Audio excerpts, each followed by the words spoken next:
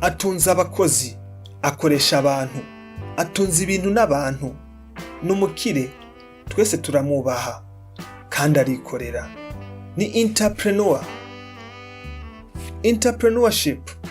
Entrepreneur birashoboka ko ari bwo bwa mbere wumvise ijambo. Biranashoboka kandi kumaze kuryumva kenshi ariko ntubihe umwanya wawe. Uyu munsi wihangane ndakubwira ikintu utigera umwanya n'agaciro, wumve neza ukuntu ibyo wirirwa wirukira ubisiga muhira ukaja kubironderaho bitari. Entrepreneurship. Ndabisubiramo neza ngo uvyumve kandi. Entrepreneurship. Entrepreneurship ni iki? Entrepreneurship ni ubuhinga bwo guhindura ivyiyumviro canke ibitekerezo ukabihinduramo imigambi canke imishinga ivyara inyungu. Abantu baba bafise ivyiyumviro nk'ibi babita entrepreneurs. Bameze nk'ibimashini bihora bizunguruka birondera ahantu vyomenera ngo vyinjire muri business y'isi ijanye n'igihe tugezemo. Bigenda gute rero ngo umuntu yisange nawe ari kimwe muri ivyo bimashini?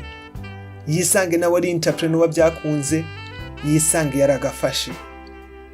Ico bisaba nta kindi ni ugukora ibintu vyiza, ibintu bishasha, ukarema ibitari bihari, ukihangana bikomeye cyane, ugafata risk, ugakora ibintu ubona ko nawe biteye ubwoba ariko vyemewe n'amategeko.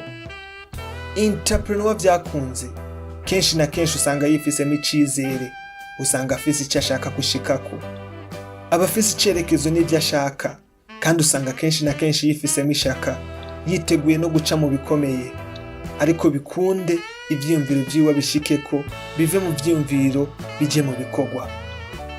Kugira ngo ube entrepreneur sinzira igoroye izwi ngo buri muntu wese yobyuka agakora kamuba. Buri munsi ntihama humutse, hari igihe imvura igwa ikahatosa.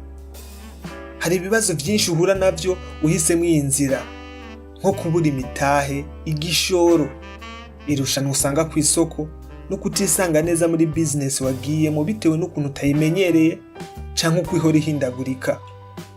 Ariko uko bigenda kose ibi ntibishobora kuguhagarika, ntibishobora kuguca intege, kuko mu bibazo burya niho hanyegeje amahirwe, niho habitse ibanga. Kuko iyo ukemuye ikibazo uba usa nk'ukoze amafaranga mu buryo bumwe canke ubundi. Ikigwanisho, inkota kirimbuzi y'umu entrepreneur nukuzana agasha. Aha mba ndiko ndavuga kuzana ivyiyumviro bidasanzwe bishasha bituma urema ibicuruzwa bidasanzwe ku isoko, akarero ukagafata ukajana n'igihe, isi ntigusige kuri uyu muvuduko igenderako ngo usigare inyuma.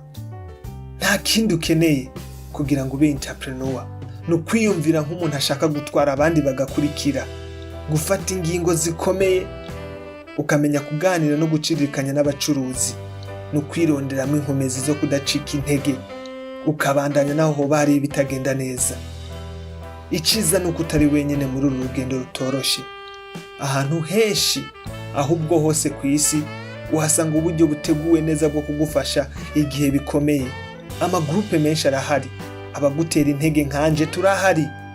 N'igihugu rimwe na rimwe kirafasha abantu bafise ivyiyumviro nk'ibyo ngo bagire ikibasunika bagere kuco bashaka kugerako. Sinogenda ntakubwiye ku nzovu yisanze mu nzu, yisanze mu cumba, ari byo gukora bikanka canke bigakunda, kadandaza ukunguka canke ugahomba. Iyo wahisemo iyi nzira itoroshe, ibyiza canke ibibi byose urabicamwo, kandi kenshi na kenshi icigwa nyacu ubukeneye ugisanga mu byo wakoze bikanka ugahomba. Mvuze guhomba wumve ko ari amafaranga agiye kandi atazogaruka, ariko iciza no kubwira nuko udakwiye kugira ubwoba canke ngo ucike intege. Ikindi ciza no kubwira nuko isi yacu yabaye nto cane kubera ukuntu ibintu byose byagiye kuri internet.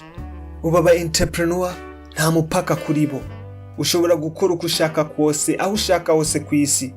Ivyiyumviro byawe bishobora kugira akamaro ku isi yose. Ibi nivyo nayo nateguye kuri entrepreneurship. Ndizera ko iki kiganiro cagize ico kikumarira. Ndakwibutsa ko entrepreneurship ari urugendo, hama nawe ukaba umushoferi zo kugeza ku iterambere ushaka. Nimba hari icyo ushaka kutwunganira utwandikire muri commentaire wibuke ukore subscribe canke sabone nimba utarabikora, ukore like utwereke ko wakunze iki kiganiro. Aha ni Iwacu Kumuhana TV. Jewe nitwa Gusenga Derike. Imana ikurinde, Imana ikuzigame, naho ubutaha.